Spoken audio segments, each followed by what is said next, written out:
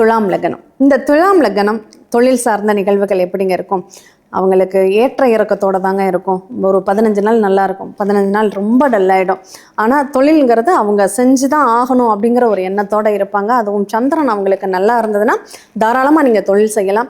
சந்திரன் நல்லா இல்லைன்னா தயவு செஞ்சு தொழிலை பற்றி நீங்கள் எதிர்பார்க்காதீங்க. அது உங்களுக்கு அவ்வளோ சிறப்புக்குரியதாக இருக்காது.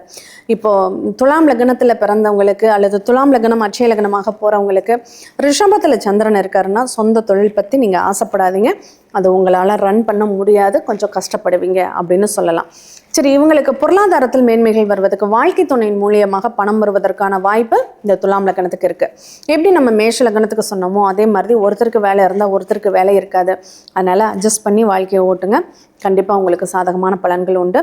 உங்களுக்கு பொருளாதாரத்தில் மேன்மை அடையணும் அப்படின்னா என்ன பண்ணணும்? மகிழ மரம் தலவிருட்சமாக இருக்கக்கூடிய ஆலயங்களில் போய் வழிபாடு பண்ணுங்கள். அந்த மகிழ மரம் எங்கே இருந்தாலும் சரி அங்கே போய் நீங்கள் வழிபாடு பண்ணிங்கனாவே உங்களுக்கு சாதகமான பலன்கள். இன்னும் சொல்லப்போனால் தாமரை பூவால் மகாலட்சுமிக்கு அர்ச்சனை செய்து வழிபாடு பண்ணுறீங்கனாலும் உங்களுக்கு பணவரவுக்கான வாய்ப்புகள் சிறப்பாகவே இருக்குது. பயன்படுத்திக்கோங்க.